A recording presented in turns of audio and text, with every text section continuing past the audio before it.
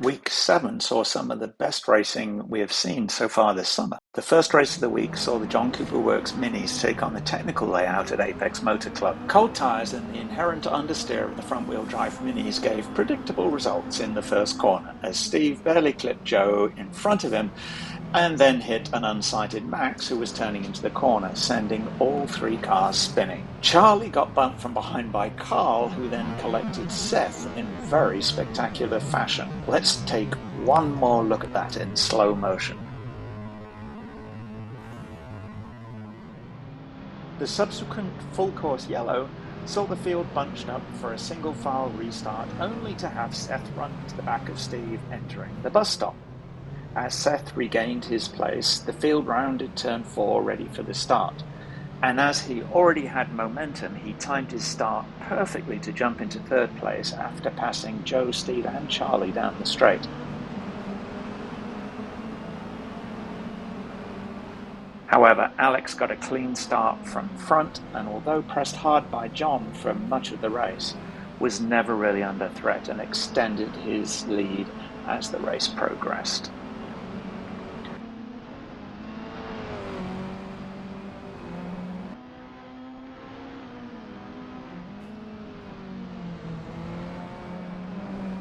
With John chasing Alex, there was a fierce battle behind between Steve, Joe and Charlie for the final podium spot, a battle which continued for pretty much the whole race.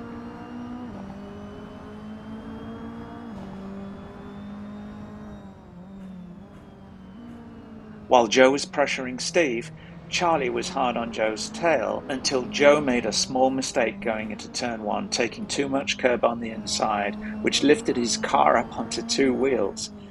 Although Charlie followed him wide, he had enough momentum to get right up behind Joe, with both drivers demonstrating that the Mini handles just as well off track as on.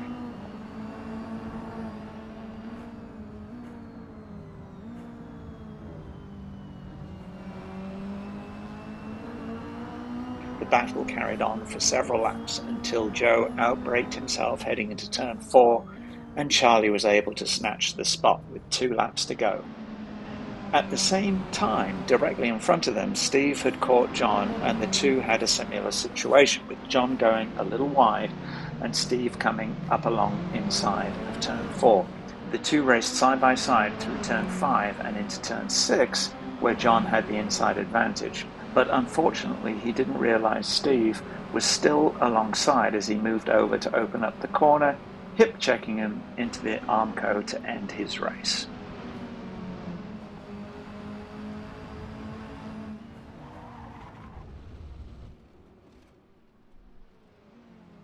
Joe and Charlie continued their battle for the final podium spot with some excellent close quarter racing right up until the end.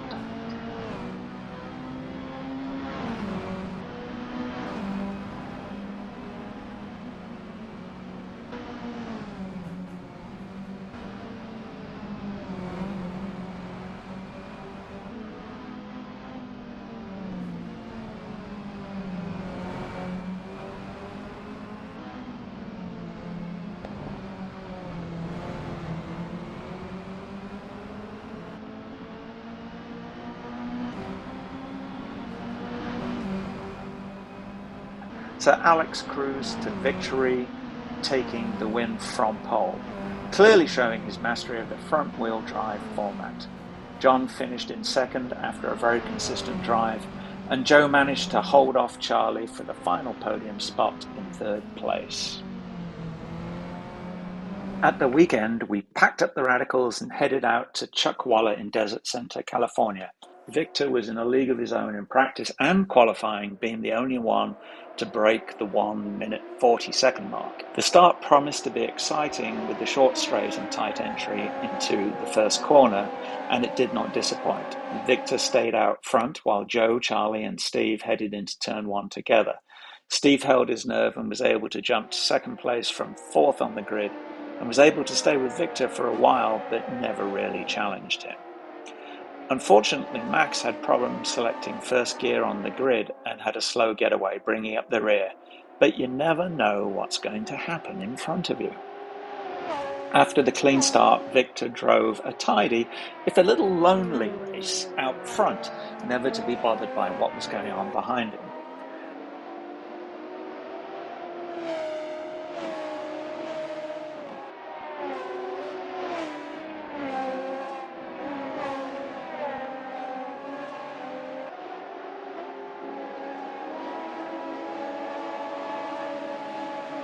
Joe was pushing Steve hard from the very start, and early on showed that he was able to get a better exit out of the final corners, and along with the toe on the short straight was able to get alongside heading into turn 1,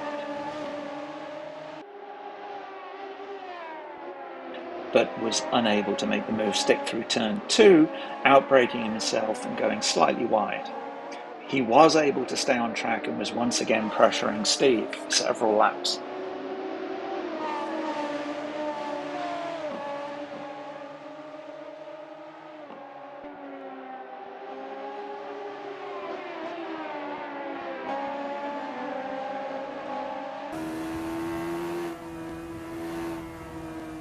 Their battle allowed Charlie to close up, and he was able to pounce when Joe got on the gas fractionally early in turn 4 and ran wide.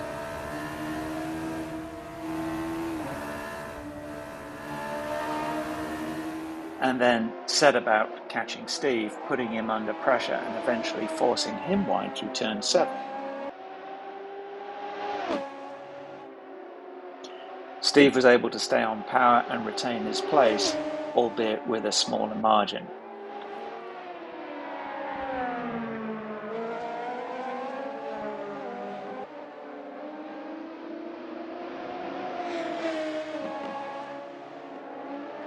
Steve and Charlie traded lap times for several laps until Charlie saw his chance going into turn 1, just as Joe had done earlier on. This time it was Steve who outbraked himself, and Charlie made the pass with ease.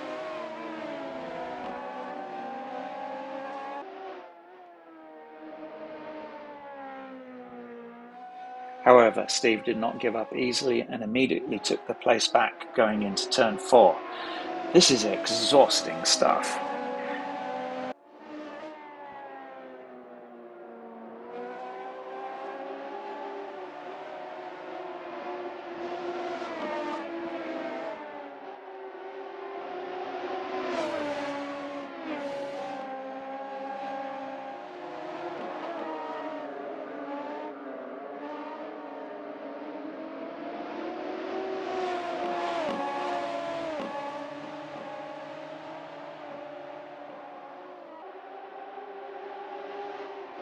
Alex took their continuing battles as an opportunity to catch up and wait for a mistake.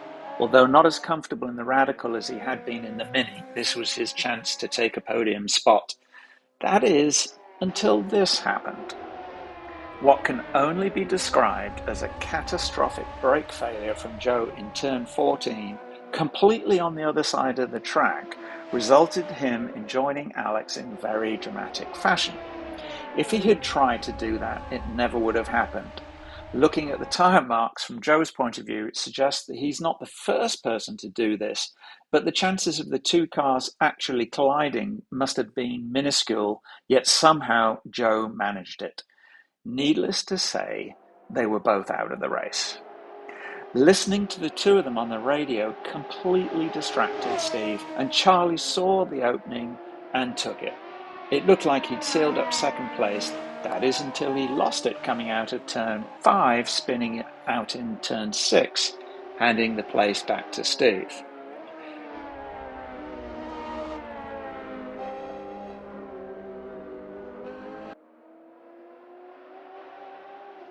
With only a few laps to go, Steve eased off as he saw he was low on fuel, and this allowed Charlie to catch back up.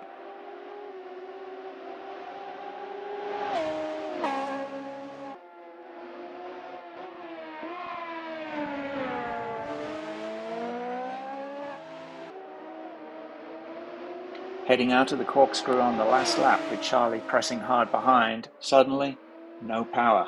Steve was out of gas and gifted second place back to Charlie. As for the third step on the podium, Remember Max, who had the gearbox problem at the start? It just shows you never know what's going to happen ahead of you and to always keep running. Next week, an endurance race at Apex in the Radicals with a mandatory pit stop, followed by Labor Day weekend karting with 2 races at Mont-Saint-Hilaire, Quebec. See you there.